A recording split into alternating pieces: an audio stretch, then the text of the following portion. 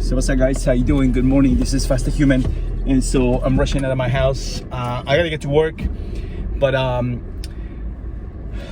as I continue making a different type of content, and definitely wanted to bring you every single episode that you listen to and you watch to, is that I want to tell you what goes on in my daily life. So we are constantly in a rush. We are constantly on this levels of stress, and I have talked about this plenty of times on the episodes and different episodes. And what it entails is to be able to manage these levels of stress and be able to try to maintain some sort of balance within the lifestyle that you are desired to live. So we continue doing so every single day. We are continuously working hard, kids, family, and for the people. And what I notice the most is the people that not have much more of the stress levels are the most stressed out. And it's interesting to kind of sort of like, listening to different clients and so on and so forth, kind of sort of like having my take on those kind of situations. But everything becomes much more of a understanding of everyone's individuals. Everybody is different. And so when I'm training people and when I'm talking to people, what I notice is that this is different factors. They influence, even myself, influence a lot of things that goes on in your daily, and to require you becoming more stronger, and so building muscle and trying to make sure that you're consistent with specific things you're doing so every single day. And so everyone says, well, how is it that that you'll be able to accomplish what you accomplish? Well, this is something that I've been doing it for so long now that it doesn't seem much of a hard thing for me to do. I just try to prioritize my sleep patterns, and I talk about sleep patterns all the time. And one of the things that I definitely try to do the best is trying to get the more sleep within my daily basis, right? So we are constantly focusing on, for me more than anything, and for every one of my clients, that's how I try to focus yourself that sleep patterns. And so everybody it has a difficulty depending on the weekly basis of what is going on, and depending on the levels of stress, right? So and trust me, I tell you this much, one of the things that I notice is that I'm not worrying about sitting down and eating, and I'm talking about when you're following your protocol of intermittent fasting. I'm not worried, not longer.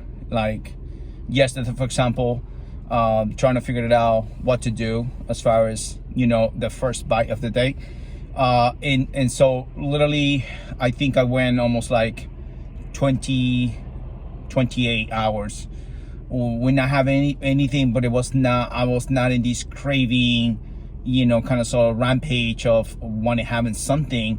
And one thing that is really hard for beginners, and so anybody who is a brand new beginner into intermittent fasting, what you need to understand is that you are constantly gonna be bombarded with all different things that they're gonna be difficult for anybody, for a brand new person who looks at, hey, but I work and I like to sit down with my family and eat, but are you eating 7, 8 o'clock at night?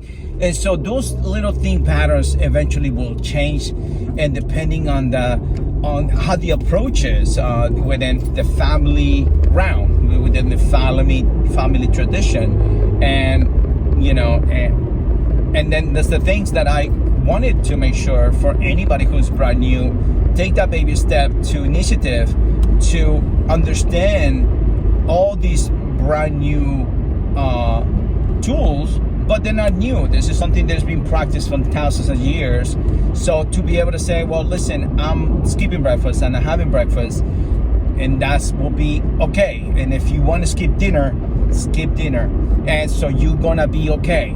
Because one of the things that, you know, for anyone who's trying to lose weight, that's one of the main factors is, well, listen, I'm trying to lose weight, I'm so overweight, and I said, well, look, this is one of the best protocols that I can approach, from the 16-8 protocol to the 18-6 protocol, just to kind of give a little bit of a detail.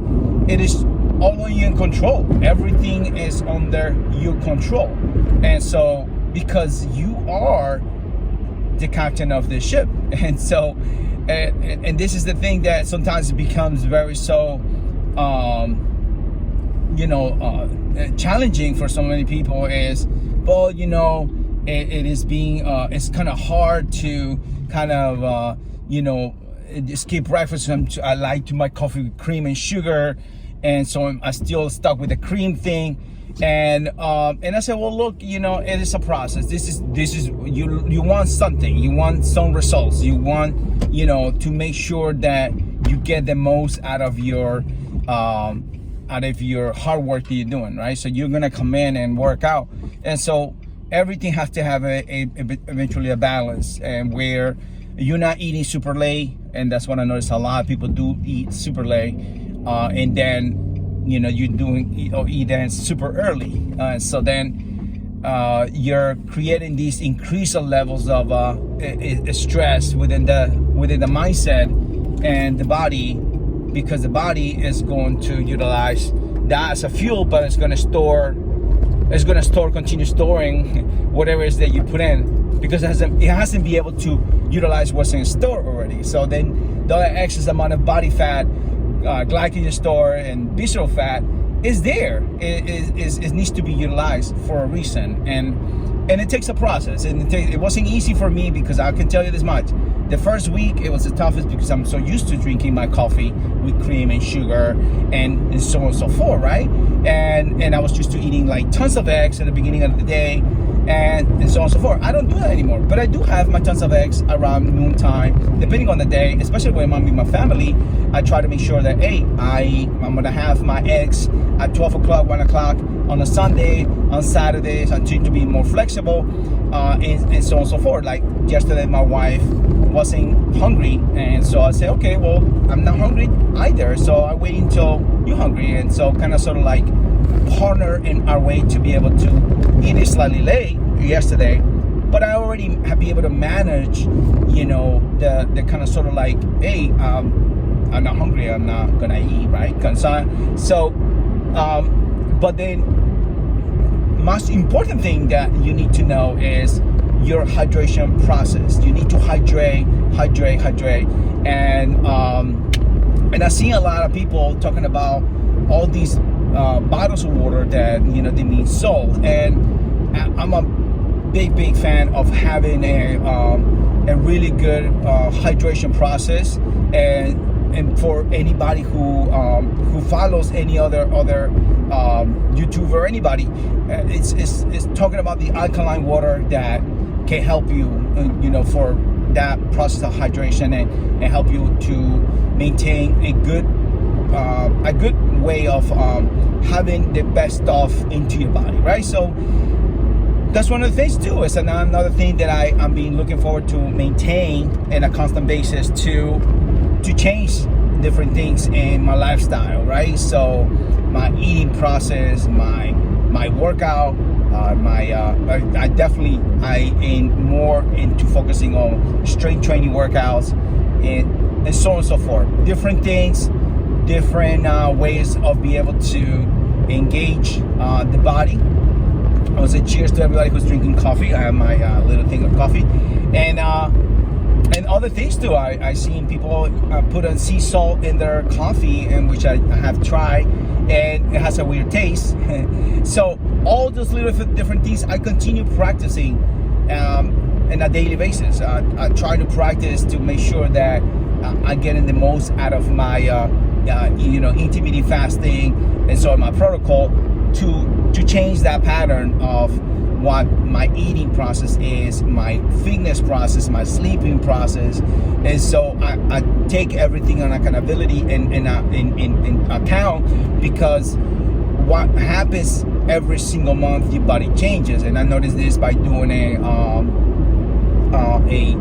what is called the Evo 360 body scan, and I noticed a huge difference. I don't know if you ever done it, but the Evo 360 body scan is a biometrical, so kind of like a electrical pulse that says all through your body. And so I like to utilize this at least once a month. And so when I got COVID, I obviously couldn't do it on August, so I waited until September. I did one in September. Body fat, or visceral fat, was about 14% body fat. Visceral fat is considered 10 over range, somewhere around there, 9, or I think it was 8 balance, or somewhere around there. And so those are the things that I do every single month, kind of sort of takes into account that, hey, what did I do all these weeks that was I stressed out? Was it the levels of stress? And so was I looking at this workout program? Was I sleeping enough? And so all those little things takes into account.